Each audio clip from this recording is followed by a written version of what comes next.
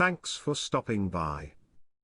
Our mission at BZen is to provide you positive content to help you align your life to your higher self, and by doing so increase the happiness in all areas of your life.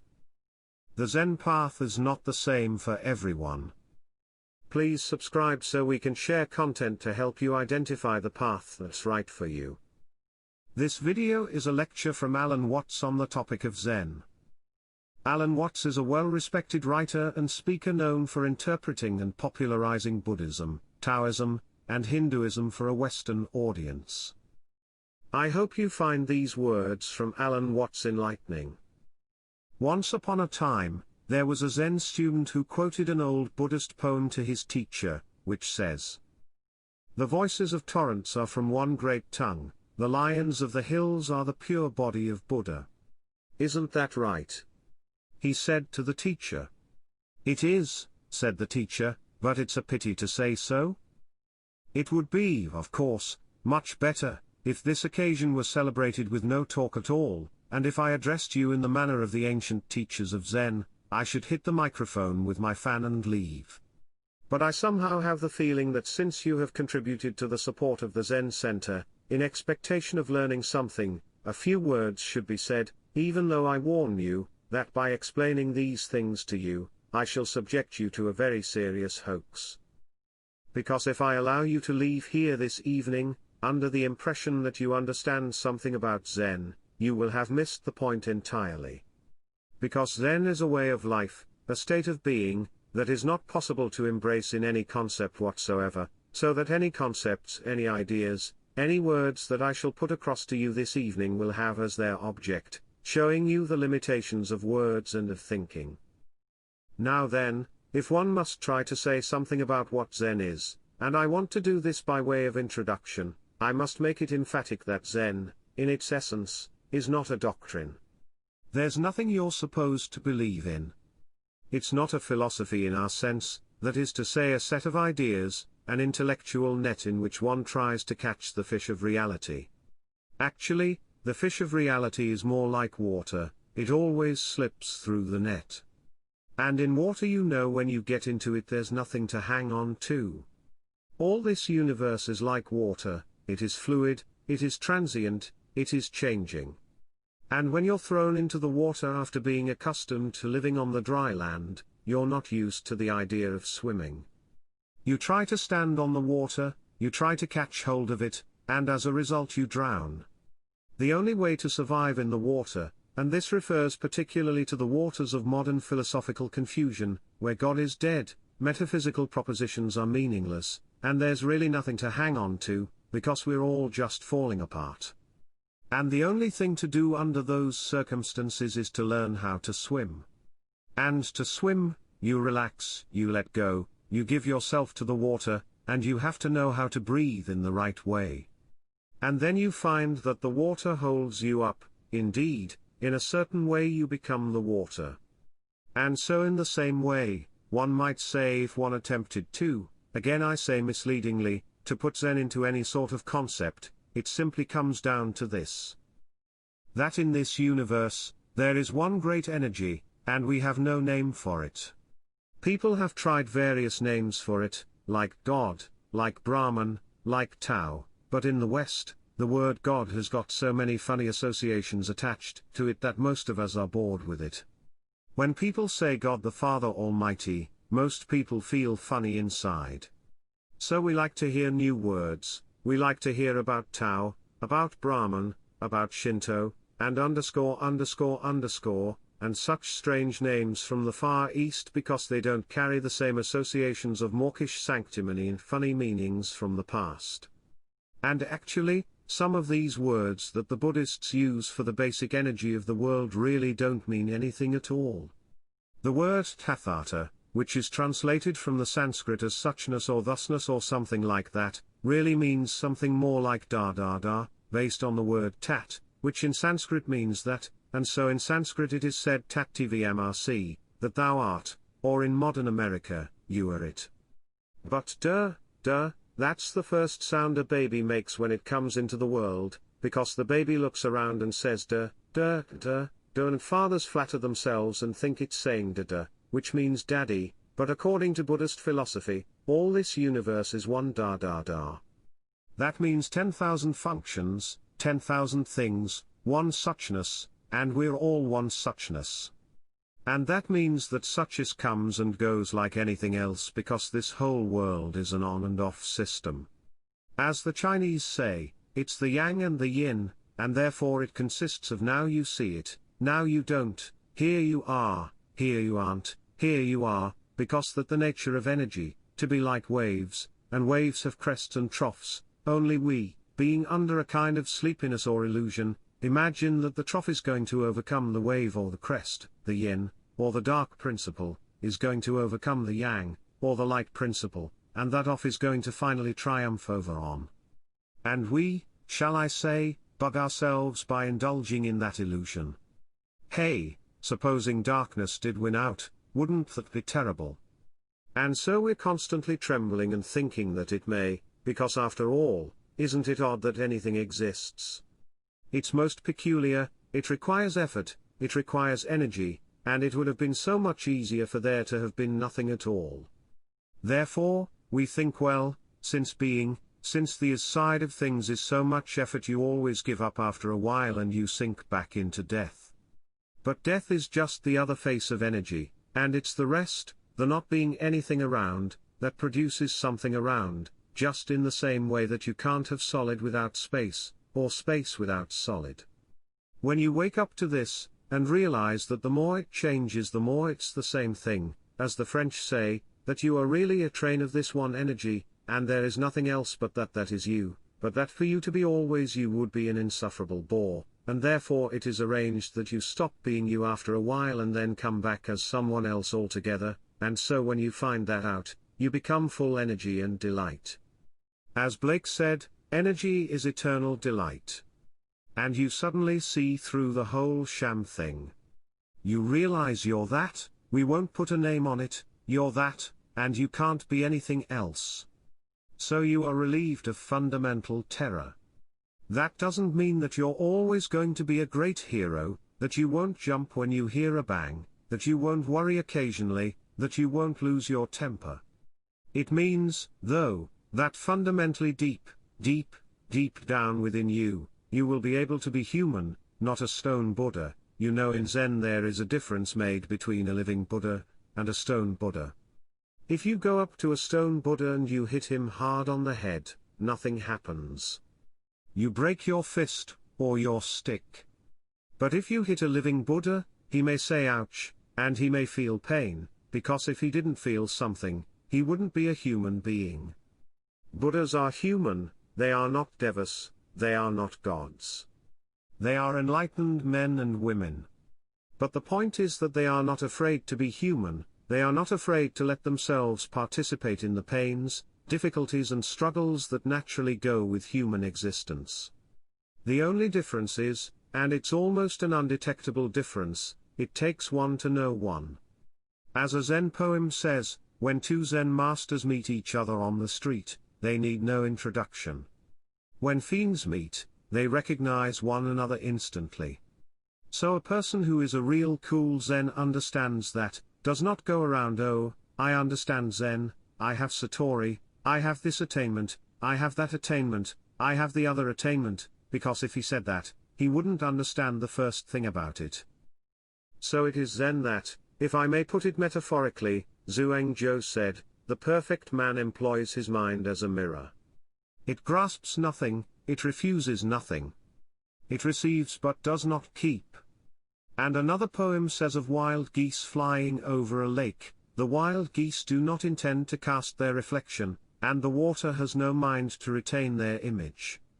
In other words, this is to be, to put it very strictly into our modern idiom, this is to live without hang-ups, the word hang-up being an almost exact translation of the Japanese bono and the Sanskrit klesa, ordinarily translated worldly attachment, though that sounds a little bit, you know what I mean, it sounds pious, and in Zen, things that sound pious are said to stink of Zen, but to have no hang-ups, that is to say, to be able to drift like a cloud and flow like water, seeing that all life is a magnificent illusion, a plane of energy, and that there is absolutely nothing to be afraid of.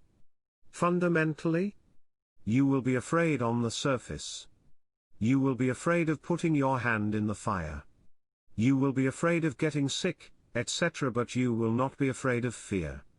Fear will pass over your mind like a black cloud will be reflected in the mirror. But of course, the mirror isn't quite the right illustration, space would be better. Like a black cloud flows through space without leaving any track. Like the stars don't leave trails behind them. And so that fundamental, it is called the void in Buddhism. It doesn't mean void in the sense that it's void in the ordinary sense of emptiness.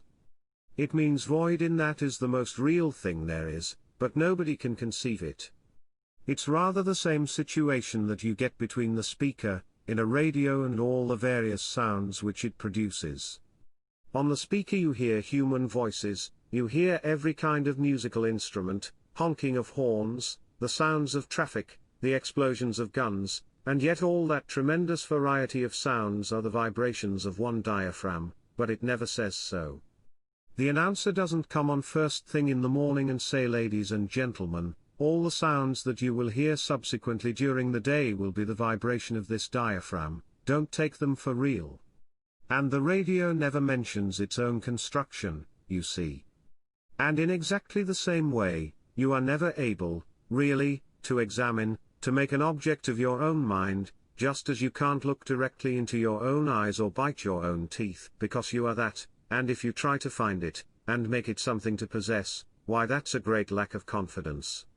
That shows that you don't really know you're it.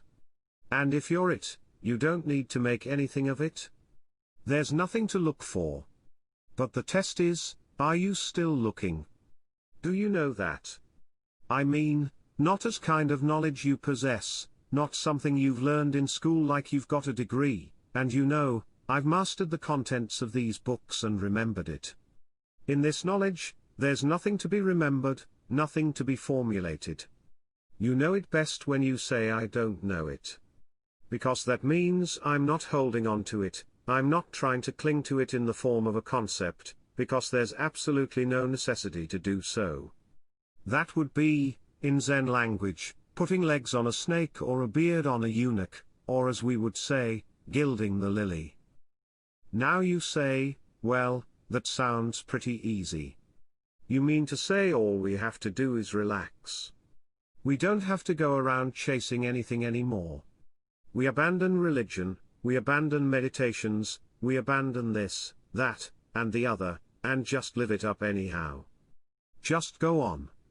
You know, like a father says to his child who keeps asking why. Why, why, why, why, why?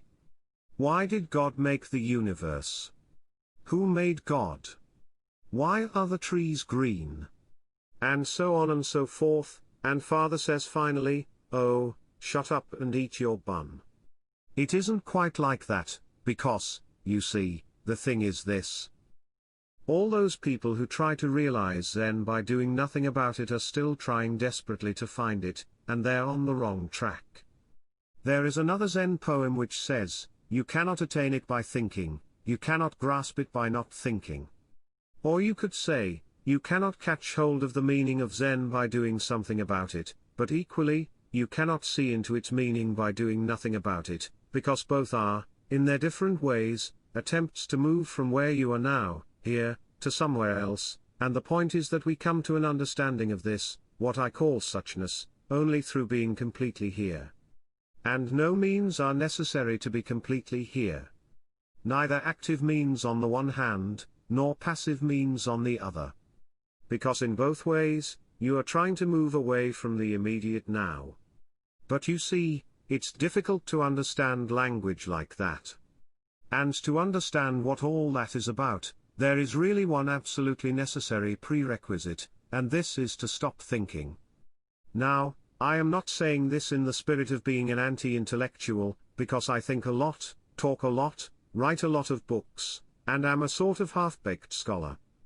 But you know, if you talk all the time, you will never hear what anybody else has to say, and therefore, all you'll have to talk about is your own conversation. The same is true for people who think all the time. That means, when I use the word think, talking to yourself, subvocal conversation, the constant chit-chat of symbols and images and talk and words inside your skull. Now, if you do that all the time, you'll find that you've nothing to think about except thinking, and just as you have to stop talking to hear what I have to say, you have to stop thinking to find out what life is about. And the moment you stop thinking, you come into immediate contact with what Korzybski called, so delightfully, the unspeakable world, that is to say, the non-verbal world. Some people would call it the physical world, but these words physical, non-verbal, are all conceptual, not a concept either, it's, bangs, stick. So when you are awake to that world, you suddenly find that all the so-called differences between self and other, life and death, pleasure and pain, are all conceptual, and they're not there. They don't exist at all in that world which is, bangs, stick. In other words, if I hit you hard enough, ouch doesn't hurt, if you're in a state of what is called no thought. There is a certain experience, you see, but you don't call it hurt. It's like when you were small children, they banged you about, and you cried, and they said don't cry because they wanted to make you hurt and not cry at the same time. People are rather curious about the things that do like that. But you see, they really wanted you to cry, the same way if you threw up one day. It's very good to throw up if you've eaten something that isn't good for you, but your mother said enough. And made you repress it and feel that throwing up wasn't a good thing to do. Because then when you saw people die, and everybody around you started weeping and making a fuss, and then you learned from that that dying was terrible. When somebody got sick, everybody else got anxious, and you learned that getting sick was something awful. You learned it from a concept. So the reason why there is in the practice of Zen, what we did before this lecture began, to practice Zazen, sitting Zen. Incidentally, there are 3 other kinds of Zen besides Zazen. Standing Zen, walking Zen, and lying Zen. In Buddhism, they speak of the 3 dignities of man. Walking, standing, sitting, and lying. And they say when you sit, just sit. When you walk, just walk. But whatever you do, don't wobble. In fact, of course, you can wobble, if you really wobble well. When the old master Haikujo was asked what is Zen, he said when hungry, eat, when tired, sleep, and they said, well, isn't that what everybody does? Aren't you just like ordinary people? Oh no, he said, they don't do anything of the kind. When they're hungry, they don't just eat, they think of all sorts of things. When they're tired, they don't just sleep, but dream all sorts of dreams. I know the Jungians won't like that, but there comes a time when you just dream yourself out, and no more dreams. You sleep deeply and breathe from your heels. Now, therefore, Zazen, or sitting Zen, is a very, very good thing in the Western world. We have been running around far too much. It's all right, we've been active, and our action has achieved a lot of good things. But as Aristotle pointed out long ago, and this is one of the good things about Aristotle, he said the goal of action is contemplation. In other words, busy, busy, busy, busy, busy, but what's it all about? Especially when people are busy because they think they're going somewhere, that they're going to get something and attain something. There's quite a good deal of point to action if you know you're not going anywhere. If you act like you dance, or like you sing or play music, then you're really not going anywhere, you're just doing pure action. But if you act with a thought in mind that as a result of action you are eventually going to arrive at some place where everything will be all right, then you are on a squirrel cage, hopelessly condemned to what the Buddhists call samsara, the round or rat race of birth and death, because you think you're going to go somewhere. You're already there. And it is only a person who has discovered that he is already there who is capable of action, because he doesn't act frantically with the thought that he's going to get somewhere. He acts like he can go into walking meditation at that point, you see, where we walk not because we are in a great hurry to get to a destination, but because the walking itself is great. The walking itself is the meditation. And when you watch Zen monks walk, it's very fascinating. They have a different kind of walk from everybody else in Japan. Most Japanese shuffle along, or if they wear Western clothes, they race and hurry like we do. Zen monks have a peculiar swing when they walk, and you have the feeling they walk rather the same way as a cat. There's something about it that isn't hesitant, they're going along all right, they're not sort of vaguing around, but they're walking just to walk. And that's walking meditation. But the point is that one cannot act creatively, except on the basis of stillness. Of having a mind that is capable from time to time of stopping thinking. And so this practice of sitting may seem very difficult at first, because if you sit in the Buddhist way, it makes your legs ache. Most Westerners start to fidget, they find it very boring to sit for a long time, but the reason they find it boring is that they're still thinking. If you weren't thinking, you wouldn't notice the passage of time, and as a matter of fact, far from being boring, the world when looked at without chatter becomes amazingly interesting. The most ordinary sights and sounds and smells, the texture of shadows on the floor in front of you. All these things, without being named, and saying that's a shadow, that's red, that's brown, that's somebody's foot. When you don't name things anymore, you start seeing them. Because say when a person says I see a leaf, immediately, one thinks of a spearhead-shaped thing outlined in black and filled in with flat green. No leaf looks like that. No leaves are not green. That's why Lao Tzu said the 5 colors make a man blind, the 5 tones make a man deaf, because if you can only see 5 colors, you're blind, and if you can only hear 5 tones in music, you're deaf. You see, if you force sound into 5 tones, you force color into 5 colors, you're blind and deaf. The world of color is infinite, as is the world of sound. And it is only by stopping fixing conceptions on the world of color and the world of sound that you really begin to hear it and see it.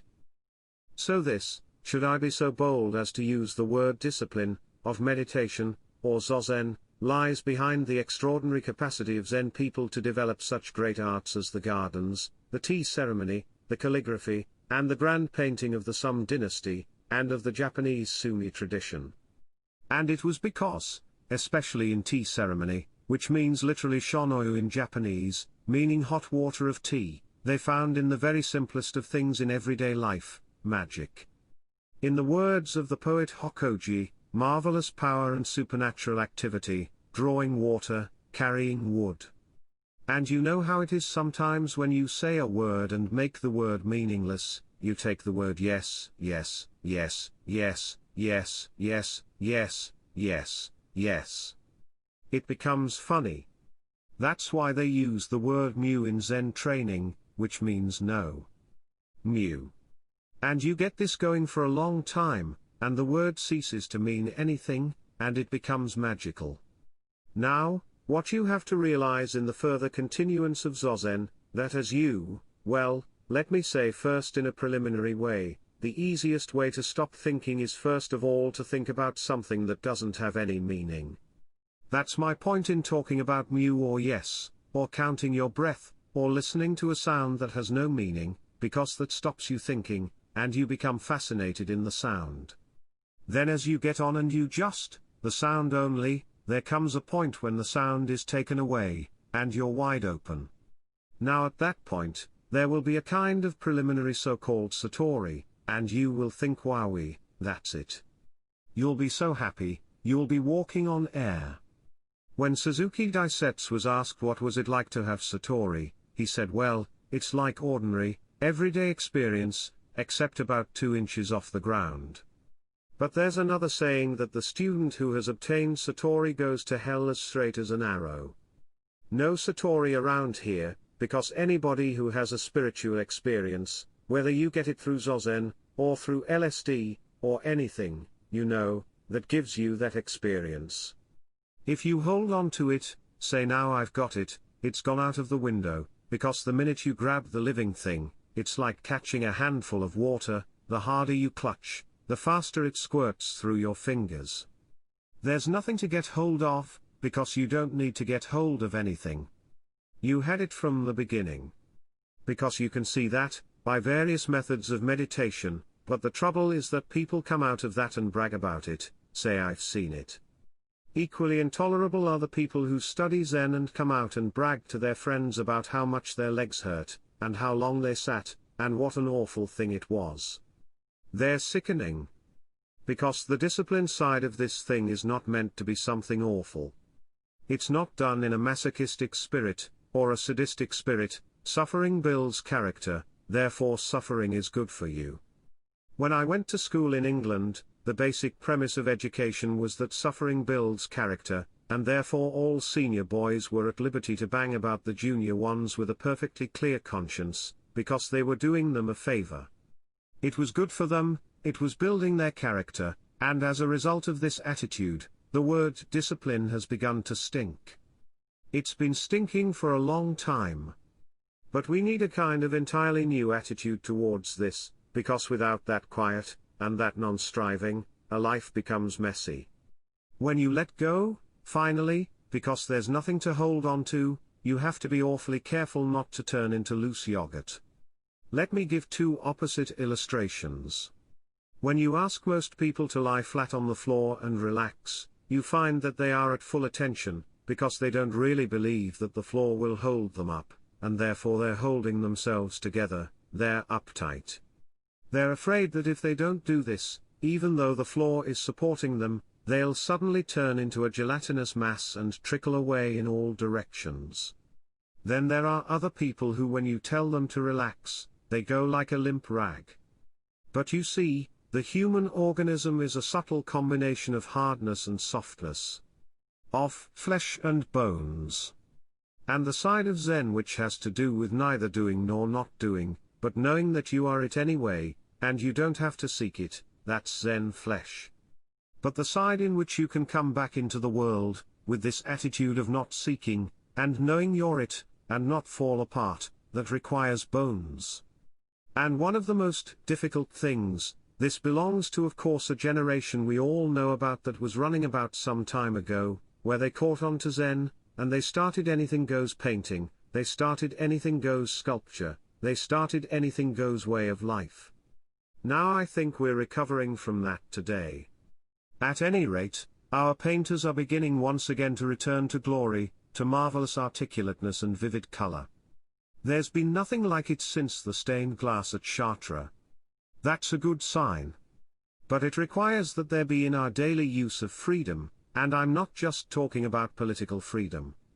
I'm talking about the freedom which comes when you know that you're it, forever and ever and ever. And it'll be so nice when you die, because that'll be a change, but it'll come back some other way. When you know that, and you've seen through the whole mirage, then watch out, because there may still be in you some seeds of hostility, some seeds of pride, some seeds of wanting to put down other people, or wanting to just defy the normal arrangements of life. So that is why, in the order of a Zen monastery, various duties are assigned. The novices have the light duties, and the more senior you get, the heavy duties. For example, the Roshi very often is the one who cleans out the benyo, the toilet. And everything is kept in order. There is a kind of beautiful, almost princely aestheticism, because by reason of that order being kept all of the time, the vast free energy which is contained in the system doesn't run amok. The understanding of Zen, the understanding of awakening, the understanding of, well, we'll call it mystical experiences, one of the most dangerous things in the world. And for a person who cannot contain it, it's like putting 1,000,000 volts through your electric shaver. You blow your mind and it stays blown. Now, if you go off in that way, that is what would be called in Buddhism a pratyeka Buddha, private Buddha. He is one who goes off into the transcendental world, and is never seen again. And he's made a mistake from the standpoint of Buddhism, because from the standpoint of Buddhism, there is no fundamental difference between the transcendental world and this everyday world. The Bodhisattva, you see, who doesn't go off into a nirvana and stay there forever and ever, but comes back and lives ordinary everyday life to help other beings to see through it. 2. He doesn't come back because he feels he has some sort of solemn duty to help mankind and all that kind of pious cant. He comes back because he sees the two worlds are the same. He sees all other beings as Buddhas. He sees them, to use a phrase of G.K. Chesterton's, but now a great thing in the street, seems any human nod, where move in strange democracies the million masks of God. And it's fantastic to look at people and see that they really, deep down, are enlightened. They're faces of the divine. And they look at you, and they say, oh no, but I'm not divine. I'm just ordinary little me. You look at them in a funny way, and here you see the Buddha nature looking out of their eyes, straight at you, and saying it's not, and saying it quite sincerely. And that's why, when you get up against a great guru, the Zen master, or whatever, he has a funny look in his eyes. When you say I have a problem, guru. I'm really mixed up, I don't understand, he looks at you in this queer way, and you think oh dear me, he's reading my most secret thoughts. He's seeing all the awful things I am, all my cowardice, all my shortcomings. He isn't doing anything of the kind, he isn't even interested in such things. He's looking at, if I may use Hindu terminology, he's looking at Shiva, in you, saying my God, Shiva, won't you come off it? So then, you see, the Bodhisattva, who is, I'm assuming quite a knowledge of Buddhism in this assembly, but the Bodhisattva is distinct from the Pratyeka Buddha. Bodhisattva doesn't go off into nirvana, he doesn't go off into permanent withdrawn ecstasy, he doesn't go off into a kind of catatonic samadhi. That's all right. There are people who can do that, that's their vocation. That's their specialty, just as a long thing is the long body of Buddha, and a short thing is the short body of Buddha. But if you really understand that Zen, that Buddhist idea of enlightenment is not comprehended in the idea of the transcendental, neither is it comprehended in the idea of the ordinary. Not in terms with the infinite, not in terms with the finite. Not in terms of the eternal, not in terms of the temporal, because they're all concepts. So, let me say again, I am not talking about the ordering of ordinary everyday life in a reasonable and methodical way as being schoolteacherish, and saying if you were nice people, that's what you would do. For heaven's sake, don't be nice people. But the thing is, that unless you do have that basic framework of a certain kind of order, and a certain kind of discipline, the force of liberation will blow the world to pieces. It's too strong a current for the wire. So then, it's terribly important to see beyond ecstasy. Ecstasy here is the soft and lovable flesh, huggable and kissable, and that's very good. But beyond ecstasy are bones, what we call hard facts. Hard facts of everyday life, and incidentally, we shouldn't forget to mention the soft facts, there are many of them. But then the hard fact, it is what we mean, the world as seen in an ordinary, everyday state of consciousness. To find out that that is really no different from the world of supreme ecstasy, well, it's rather like this. Let's suppose, as so often happens, you think of ecstasy as insight, as seeing light. There's a Zen poem which says, a sudden crash of thunder. The mind doors burst open. And there sits the ordinary old man. See? There's a sudden vision. Satori. Breaking? Wowee. And the doors of the mind are blown apart, and there sits the ordinary old man. It's just little you know? Lightning flashes, sparks shower. In one blink of your eyes, you've missed seeing. Why? Because here is the light. The light, the light, the light, every mystic in the world has seen the light.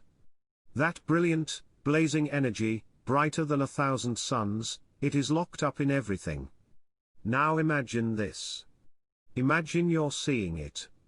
Like you see aureoles around Buddhas.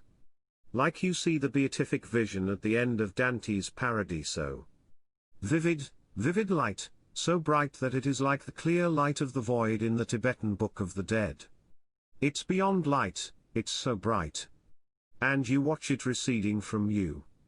And on the edges, like a great star, there becomes a rim of red. And beyond that, a rim of orange, yellow, green, blue, indigo, violet. You see this great mandala appearing, this great sun, and beyond the violet, there's black. Black, like obsidian, not flat black, but transparent black, like lacquer. And again, blazing out of the black, as the yang comes from the yin, more light. Going, going, going. And along with this light, there comes sound. There is a sound so tremendous with the white light that you can't hear it, so piercing that it seems to annihilate the ears. But then along with the colors, the sound goes down the scale in harmonic intervals, down, down, down, down, until it gets to a deep thundering bass which is so vibrant that it turns into something solid, and you begin to get the similar spectrum of textures. Now all this time, you've been watching a kind of thing radiating out.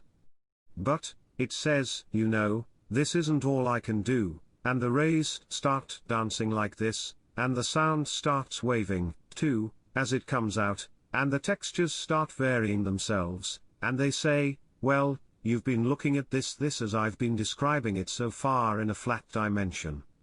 Let's add a third dimension, it's going to come right at you now.